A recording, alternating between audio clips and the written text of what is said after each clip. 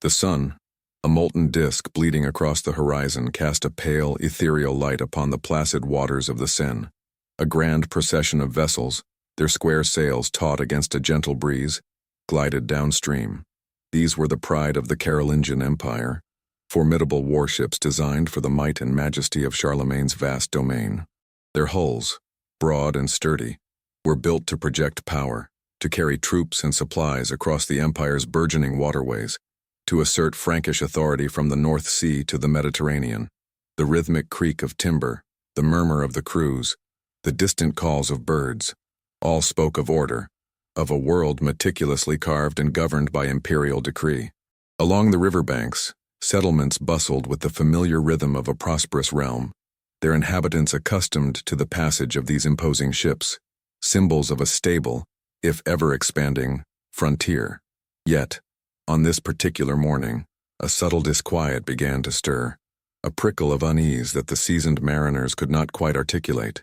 It was the silence that began to press in, a predatory hush that seemed to swallow the usual sounds of the river.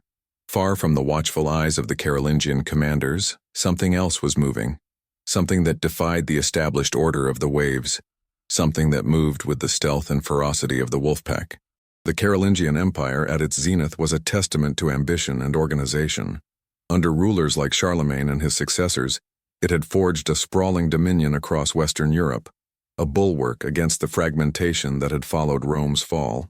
Central to their strategy of consolidation and control was the mastery of the continent's extensive river systems. These were the highways of the age, vital arteries for trade, communication, and military deployment. Carolingian fleets were designed for this purpose. Sturdy, capacious vessels capable of transporting legions of soldiers, and the siege engines required to subdue rebellious towns or establish new garrisons. They were floating fortresses, built for endurance and the projection of imperial might, their construction reflecting a philosophy of strength and permanence. They patrolled the Rhine, the Loire, the Elbe, and the Seine, attempting to impose a centralized authority on regions long accustomed to local power. Their naval efforts were rooted in a continental mindset, an understanding of land-based warfare adapted to the water, where the emphasis was on overwhelming force and controlled engagement. Yet, this very strength, this dedication to established doctrine, contained the seeds of its own vulnerability. The empire's vastness, while a source of its power, also stretched its resources thin, creating vast coastlines and river networks that were difficult to police effectively against a novel and adaptive threat.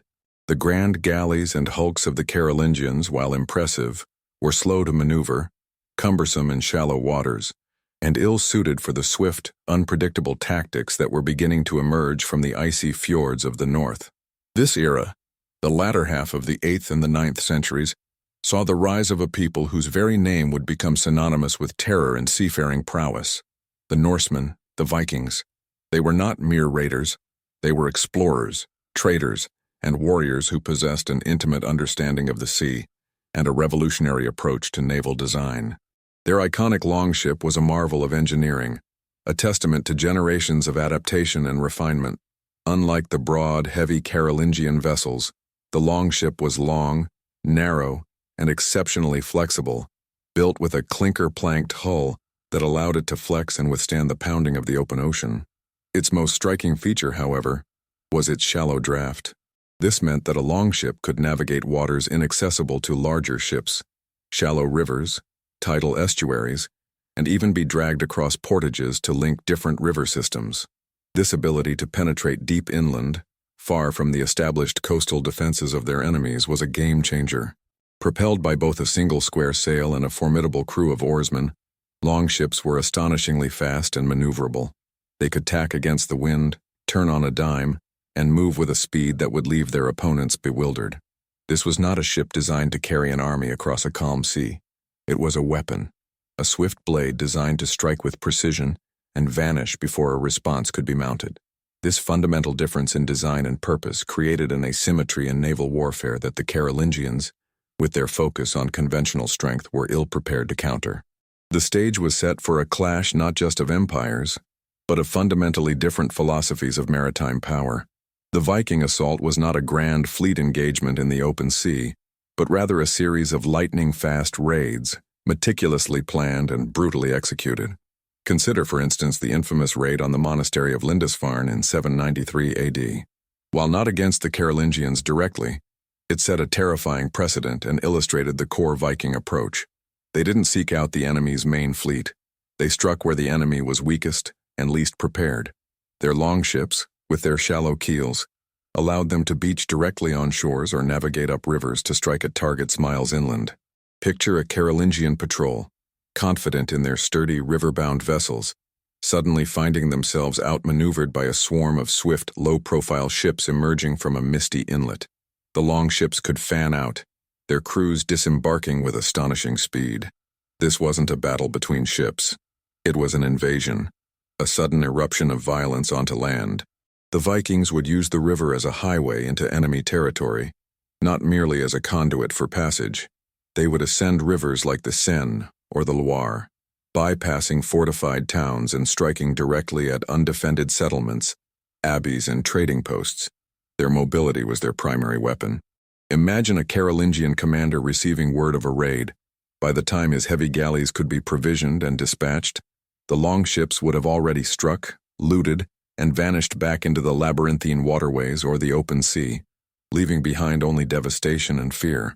Furthermore, the psychological impact of these hit-and-run tactics cannot be overstated.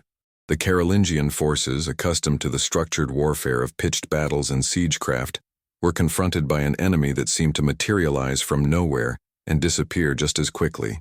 This constant, unpredictable threat fostered an atmosphere of pervasive insecurity. Villages along the rivers lived in perpetual dread, their inhabitants knowing that the calm waters they depended on could at any moment bring desolation. The Vikings understood this. Their rapid incursions were designed to maximize terror and minimize their own exposure. They weren't interested in conquering territory in the traditional sense. They were interested in acquiring wealth and demonstrating their power. Consequently, the Carolingian strategy of maintaining control through fortified positions and patrols became increasingly untenable. How could one fortify every mile of a riverbank or every coastal inlet against an enemy that could strike anywhere at any time? The longship, in this context, was not just a vessel. It was an instrument of psychological warfare, a harbinger of chaos that undermined the very foundations of Carolingian order. Building on this, consider how the Vikings leveraged their flexibility. While Carolingian ships were often designed to operate in concert, following a centralized command, the Viking longships could operate independently or in small, agile squadrons. This decentralized approach allowed them to exploit multiple opportunities simultaneously, overwhelming defenders through sheer multiplicity of attacks rather than direct confrontation. Conversely, the Carolingian naval forces were inherently reactive. Their large, slow ships required significant manpower to row, and were difficult to maneuver in tight river channels or against strong currents. This meant that if a raid occurred, their response was often delayed, giving the Vikings ample time to achieve their objectives and escape. Moreover, the Vikings' ability to drag their ships overland between river systems, a feat impossible for the Carolingians, opened up entirely new strategic possibilities.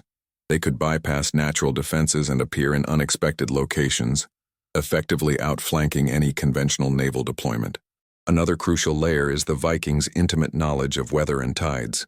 Honed by centuries of open ocean voyaging, they could use adverse conditions that would ground or endanger Carolingian vessels to their advantage, launching attacks under the cover of storms or at times of low tide when larger ships were vulnerable.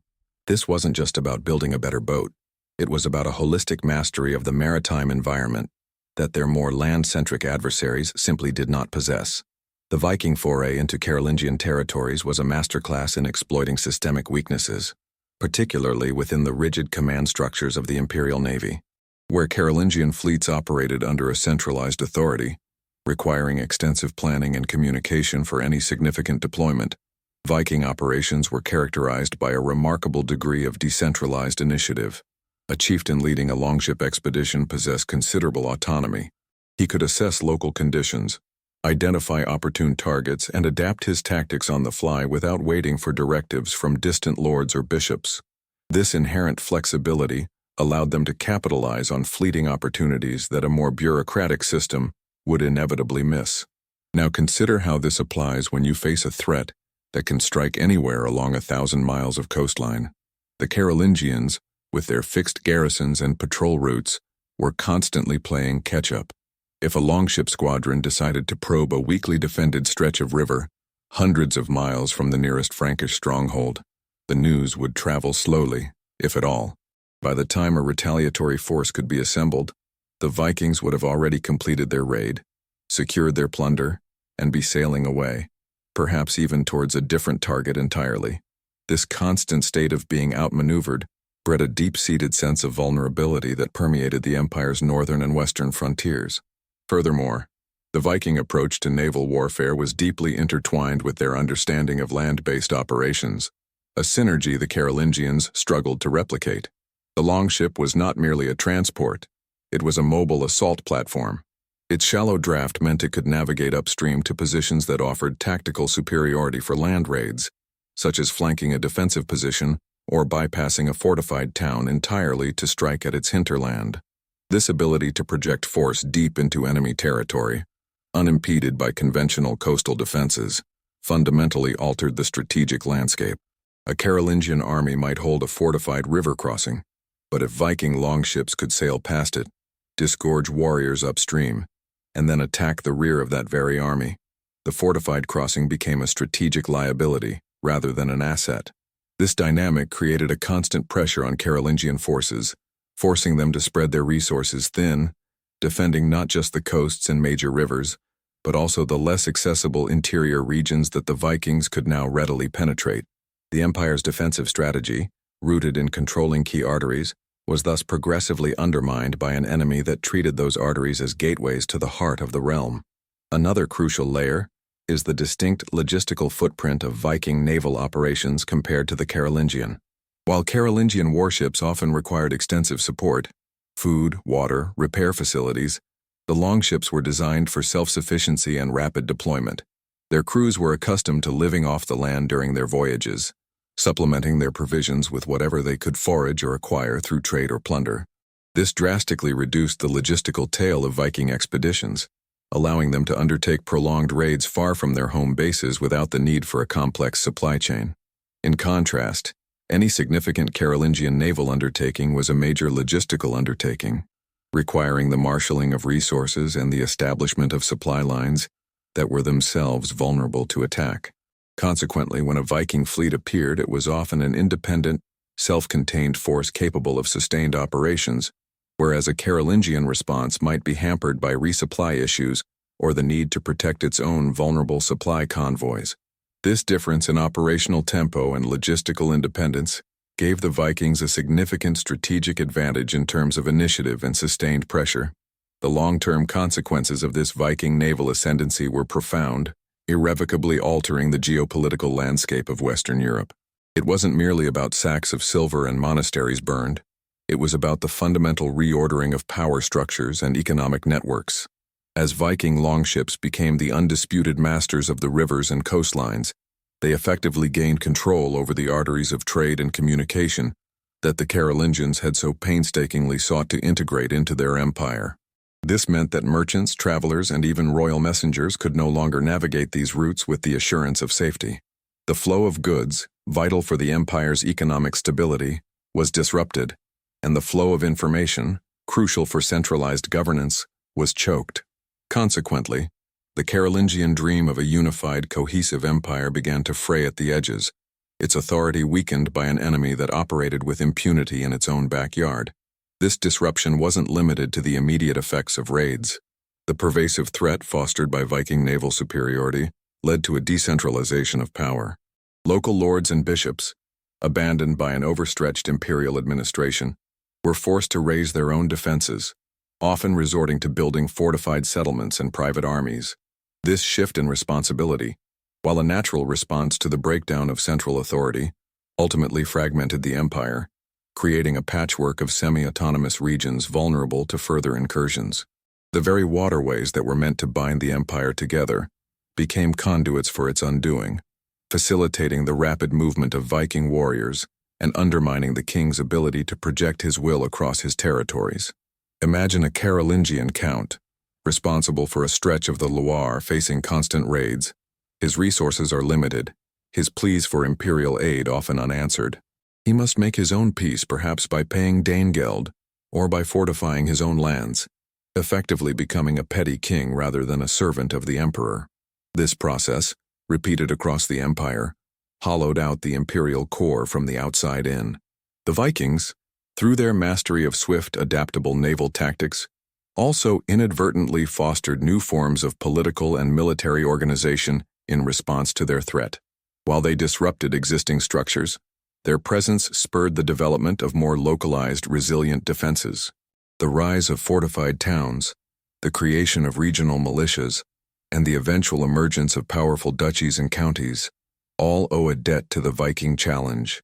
For instance, the need to defend against seaborne raids encouraged the development of naval defenses in regions previously focused on land warfare. Coastal defenses, strategically placed watchtowers, and even nascent forms of naval patrols began to appear, albeit often on a smaller, more localized scale than the grand imperial fleets.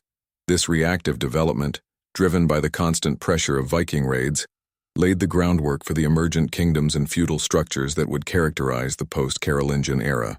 It was a painful, often bloody process of adaptation, but it was an adaptation directly shaped by the Viking Longships' ability to exploit the Carolingian Empire's vulnerabilities.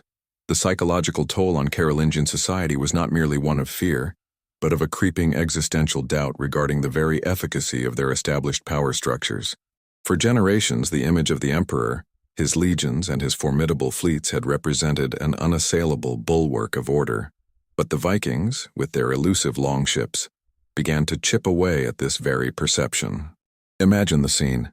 A wealthy merchant caravan laden with goods destined for the imperial coffers finds its river route suddenly impassable, not due to natural obstruction, but because a squadron of longships has established a temporary toll point miles upstream, demanding tribute or facing destruction. This wasn't a battle between organized armies. It was an act of piracy elevated to a strategic level, demonstrating that the emperor's writ did not extend to every bend in the river. This constant erosion of perceived authority forced local administrators and even the peasantry to develop their own, often rudimentary, forms of defense, fostering a sense of self-reliance that implicitly bypassed imperial structures. Furthermore, the Viking success in riverine warfare highlighted a critical failing in Carolingian military doctrine, an over-reliance on static defenses and heavily armored infantry. Their naval strategy, as mentioned, was largely about projecting power through large, slow vessels designed for controlled engagements. This approach was ill-suited for the dynamic, unpredictable nature of Viking raids. Consider a Carolingian garrison stationed at a fortified bridge. They might be formidable against an approaching land army, but what recourse did they have when Viking longships capable of beaching on the banks upstream or downstream disgorged warriors who then attacked the garrison from the rear? The very fortifications designed to channel and control an enemy became liabilities, as the Vikings could simply circumvent them, rendering them irrelevant. This tactical inflexibility meant that Carolingian forces were often caught flat-footed, their strengths rendered useless by an enemy that refused to play by conventional rules. Building on this, the Viking propensity for rapid, decisive raids, often targeting monasteries and wealthy towns, also served to illustrate the limitations of Carolingian resource allocation. The empire was vast, and maintaining a consistent military presence along every vulnerable river and coastline was a logistical and financial impossibility. The Vikings, with their lighter operational footprint and ability to subsist for extended periods through foraging and plunder, could exploit these thinly defended areas with relative impunity. Now picture a Carolingian noble responsible for a vast territory. He has limited manpower and resources. Should he defend the major trade routes, leaving smaller villages exposed, or fortify every hamlet, thereby diluting his overall strength? The Vikings, by striking unpredictably, forced these impossible choices, stretching Carolingian defenses to the breaking point and demonstrating the inherent fragility of an empire trying to secure such an immense and diverse territory with conventional means. Conversely, the psychological impact extended to the Viking perception of themselves and their capabilities. Each successful raid, each river navigated with impunity, reinforced their belief in their own martial prowess and the superiority of their seafaring culture. This wasn't just about acquiring wealth, It was about proving their dominance over the settled peoples of the south. This self-assurance fueled further expeditions, creating a feedback loop of aggression and success. For the Carolingians, however, the repeated failures and the constant state of alert bred a sense of weariness and demoralization. The image of the invincible warrior king and his divinely sanctioned empire began to tarnish under the relentless onslaught of these seemingly unconquerable sea wolves, whose longships were the instruments of this profound and unsettling shift in the balance of power. The Viking longships' dominance was not merely a matter of superior naval architecture. It was inextricably linked to their innovative approach to logistics and expeditionary warfare, a stark contrast to the Carolingian reliance on established supply chains and fixed garrisons. While Carolingian armies and fleets often required extensive provisioning, drawing on the agricultural surplus of their vast territories and relying on established routes for replenishment, Viking expeditions were remarkably self-sufficient. Their crews were seasoned by a life lived at sea and on the land, adept at foraging, hunting, and fishing to supplement their rations during long voyages. This reduced logistical tail meant that Viking fleets could operate for extended periods far from their Scandinavian homelands, venturing deep into enemy territory without the encumbrance of vulnerable supply convoys. Now consider how this applied when facing a vast empire like the Carolingians. A Viking longship could sail up the Seine, not for a single raid, but for weeks, even months, living off the land, securing fresh water from countless tributaries and trading or raiding for provisions as needed. This sustained operational tempo, unhindered by the need for constant resupply from distant bases, allowed them to sustain pressure on Carolingian defenses in a way that their more logistically dependent adversaries could not match. Building on this, the very flexibility of the longship's design facilitated a unique form of resource acquisition that bypassed traditional Carolingian economic structures. Unlike Carolingian vessels, which were primarily designed for transport and often operated within established trade networks, the longship was a mobile platform for both assault and, crucially, for opportunistic acquisition. The shallow draft allowed them to beach not just on open coastlines, but in secluded coves, minor inlets, and remote riverbanks, places where Carolingian patrols were infrequent and where they could operate with minimal observation. This enabled them to engage in a form of scorched earth acquisition, taking what they needed directly from the land and its inhabitants, rather than relying on the purchase or systematic taxation that characterized Carolingian economic activity. Consequently, their expeditions often had a self-sustaining economic model. Plunder provided immediate wealth, but also the resources, food, livestock, even captured skilled laborers, that sustained subsequent operations, creating a virtuous cycle of raiding and resource accumulation that further fueled their incursions. Furthermore, the Viking strategy of expeditionary warfare embraced a decentralized command structure that amplified their operational tempo and adaptability, a direct counterpoint to the Carolingian emphasis on centralized authority. While Carolingian naval commanders operated under the directives of dukes, counts, or even the emperor himself, Viking chieftains leading longship expeditions possessed a significant degree of autonomy. This allowed for rapid decision-making, enabling them to exploit fleeting opportunities that might be missed or delayed in a more hierarchical system. Picture a Viking warband encountering a weakly defended trading post along a lesser-known tributary of the Rhine. The chieftain could immediately assess the situation, launch an assault, and secure the plunder, all without waiting for orders from a distant lord. Conversely, a Carolingian response would involve communication delays, council meetings, and the marshalling of forces, by which time the Vikings would have already achieved their objective and vanished. This inherent agility, born from decentralized command and the logistical independence afforded by the longship, allowed the Vikings to consistently outmaneuver and outpace their more rigidly organized adversaries, demonstrating that speed and initiative, rather than sheer force, often dictated the outcome of these encounters.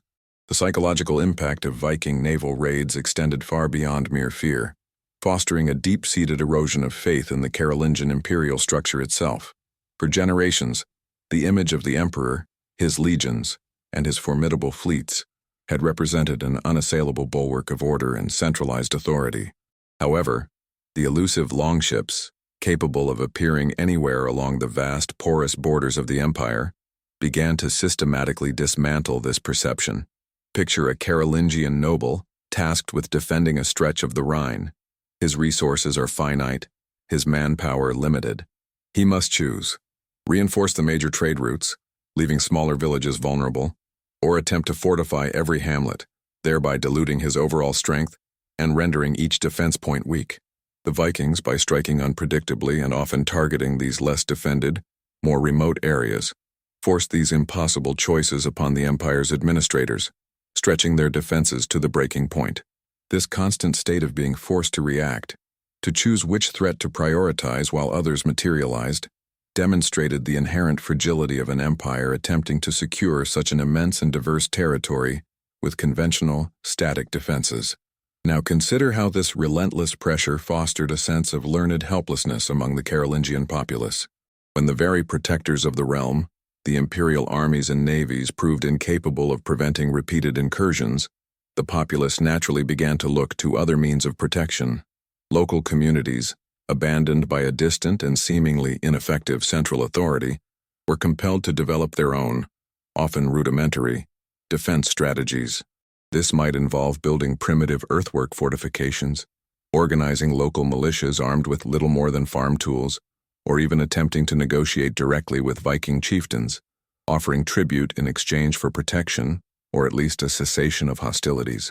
This shift towards localized, self-reliant defense implicitly bypassed and undermined the imperial structures that were supposed to provide security.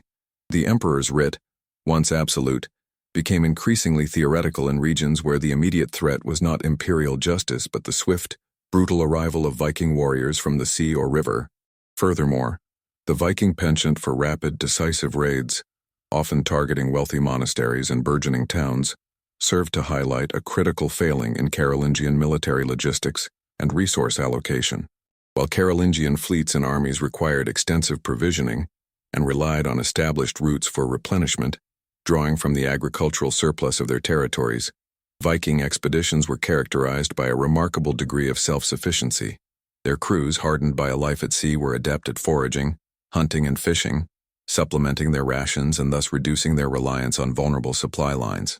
This allowed Viking fleets to operate for extended periods far from their Scandinavian homelands, venturing deep into enemy territory without the encumbrance of extensive logistical support.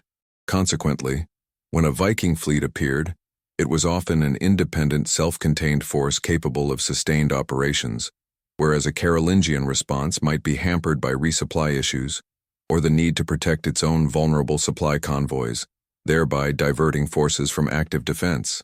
Conversely, the psychological impact extended to the Viking perception of themselves and their capabilities. Each successful raid, each river navigated with impunity, reinforced their belief in their own martial prowess and the perceived superiority of their seafaring culture over the more settled, land-bound peoples of the South. This wasn't merely about acquiring wealth, it was about proving their dominance and asserting their cultural identity on a grand stage.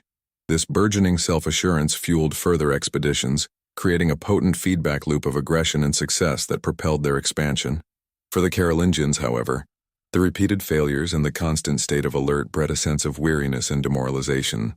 The image of the invincible warrior king and his divinely sanctioned empire began to tarnish under the relentless onslaught of these seemingly unconquerable sea wolves, whose longships were the instruments of this profound and unsettling shift in the balance of power, demonstrating that the mastery of the waves, not just the land, was now a critical determinant of power. The enduring legacy of Viking naval dominance was not merely the disruption of Carolingian trade routes or the sacking of coastal towns. It was the profound and lasting impact on the very perception of power and security across Europe. The Carolingian Empire, built on the foundations of land-based military strength and centralized administration, found its authority increasingly challenged not by organized armies, but by the swift, almost spectral presence of longships. Now, consider how this constant, unpredictable threat forced a fundamental reevaluation of defensive strategies. The empire's vast river systems, once seen as conduits of imperial power and communication, transformed into pathways of vulnerability. The sheer scale of these waterways meant that policing them effectively against a mobile, adaptable enemy like the Vikings became an insurmountable task. While Carolingian forces might be concentrated to defend a major crossing or a fortified port, Viking longships could simply bypass these strongpoints, navigating smaller tributaries or even portaging their vessels to strike at undefended settlements far inland. This tactical flexibility meant that Carolingian defenses were perpetually outmaneuvered, forced into a reactive posture that drained resources and morale. Furthermore, the psychological toll of these persistent raids extended beyond immediate fear, fostering a deeper erosion of confidence in the Carolingian imperial structure. For generations, the image of the emperor, his legions, and his grand fleets had symbolized an unassailable bulwark of order. However, the elusive longships, capable of appearing anywhere along the empire's porous borders, systematically dismantled this perception. Picture a Carolingian noble tasked with defending a stretch of the Loire. His resources are finite, his manpower limited. He must choose: reinforce the major trade routes, leaving smaller villages vulnerable, or attempt to fortify every hamlet, thereby diluting his overall strength and rendering each defense point weak. The Vikings, by striking unpredictably and often targeting these less defended, more remote areas, forced these impossible choices upon the empire's administrators, stretching their defenses to the breaking point. This constant state of being forced to react, to choose which threat to prioritize while others materialized, demonstrated the inherent fragility of an empire attempting to secure such an immense and diverse territory with conventional, static defenses. Beyond the strategic and psychological ramifications, the Viking incursions catalyzed a subtle yet significant shift in the very nature of warfare in Europe. Carolingian military doctrine was largely rooted in the traditions of Roman legionarism and Germanic tribal warfare, pitched battles, sieges, and the projection of overwhelming force. The longship, however, introduced a new paradigm. Its shallow draft and maneuverability allowed for amphibious assaults that bypassed traditional fortifications, transforming coastal towns and riverbanks into contested zones rather than secure strongholds. Consider a Carolingian garrison entrenched behind sturdy walls. They might be formidable against a frontal assault, but what recourse did they have when Viking longships disgorged warriors upstream or downstream, enabling them to attack the garrison's rear or its supply lines? This forced a reevaluation of defensive architecture and tactical deployment, encouraging the development of more dispersed, adaptable defensive networks, and prompting a greater emphasis on swift response forces capable of intercepting raiders before they could establish a secure beachhead. Another crucial layer is the Vikings' capacity for sustained, deep penetration raids, a capability directly enabled by their naval technology and operational doctrine. Unlike Carolingian expeditions, which often required extensive logistical support and were limited by the need to maintain supply lines, Viking fleets were remarkably self-sufficient. Their crews, accustomed to long voyages, could forage, hunt, and fish, reducing their dependence on fixed supply depots. This allowed them to operate for weeks, even months, far from their Scandinavian homelands, sustained by the very territories they were raiding. Now picture a Viking warband establishing a temporary base in a secluded river estuary, launching raids inland for a prolonged period, disrupting local economies and exhausting local defenses. This ability to sustain operations deep within enemy territory, rather than merely conducting hit-and-run attacks, fundamentally altered the strategic calculus for the Carolingians, forcing them to contend with a persistent, pervasive threat that could not be easily contained by traditional border defenses. Reflecting on this journey through the shadowed waterways and the clash of maritime philosophies, we find ourselves at a pivotal juncture, poised to grasp the deeper resonance of the narratives we have unfolded. The echoes of oar strokes against timber, the whisper of wind in square sails, and the stark silences that preceded sudden storm-like assaults. These elements coalesce into a potent understanding of a world in flux. What began as a study of disparate naval architectures and tactical approaches has revealed itself to be a profound exploration of adaptability, of how a keen understanding of one's environment, married to a revolutionary design, can fundamentally alter the perceived balance of power. The very currents that once served as arteries of empire have shown themselves to be susceptible to a different kind of mastery, one forged in the crucible of the open sea and applied with precision to the intricate network of inland waters. In light of these insights, the path towards a final distillation of meaning becomes clearer. We have witnessed how the imposition of order, however grand and seemingly unassailable, can be undermined by forces that operate outside its established paradigms. The grand galleys, symbols of imperial might and centralized control, found their very strength to be a vulnerability against an adversary that embraced fluidity and decentralized initiative. The currents of history, it appears, are not always navigated by the largest vessels. Sometimes it is the most agile, the most responsive, that truly chart the course.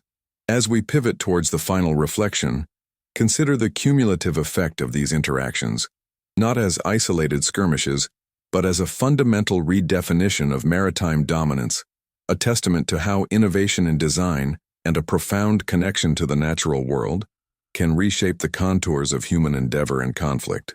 The seeds of change sown in the icy fjords have indeed blossomed into a transformation that continues to ripple through the ages, reminding us that the whispers of the past often carry the loudest lessons for the present.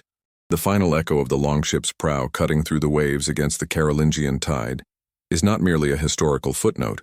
It is a profound testament to the enduring power of adaptation. We have traced the arc of this narrative, from the placid waters of imperial confidence to the turbulent embrace of a new maritime reality, and in doing so, we have uncovered a timeless truth, that strength is not solely measured by the weight of one's vessels or the breadth of one's empire, but by the agility of one's spirit and the depth of one's understanding of the world's ever-shifting currents. The meticulously crafted hulls of the Carolingian fleet, built for dominance and control, ultimately yielded to the fluid grace of the longship, a vessel born of necessity, honed by the unforgiving sea, and wielded with a strategic brilliance that transcended mere brute force. This saga reminds us that true mastery lies not in resisting change, but in embracing it with wisdom and foresight. The Vikings did not conquer through sheer numbers or overwhelming firepower in the conventional sense. They prevailed through an intimate knowledge of their environment, a revolutionary approach to design, and a decentralized opportunistic strategy that exploited the inherent rigidity of their adversaries. Their longships were more than just ships. They were extensions of their will, instruments that allowed them to navigate not only the physical seas and rivers, but also the complex currents of human vulnerability and strategic advantage. The lesson here is potent, that innovation, when coupled with a deep respect for the forces of nature and a willingness to challenge established norms, can reshape the very landscape of power. The shadow of the longship's wake falls across our present day, urging us to consider our own vulnerabilities and our capacity for adaptation. In a world that often prizes the monumental and the established, we are reminded that agility, foresight, and a willingness to embrace the unconventional are often the true harbingers of lasting influence. The practice of understanding history, therefore, is not merely an academic pursuit. It is an ongoing dialogue with the past, a continuous refinement of our own capacity to navigate the complex waters of our own time. The true practice begins now, in recognizing that the lessons of the longship's triumph are not confined to the annals of medieval warfare, but are etched into the very fabric of human ingenuity and the eternal quest for mastery over circumstance.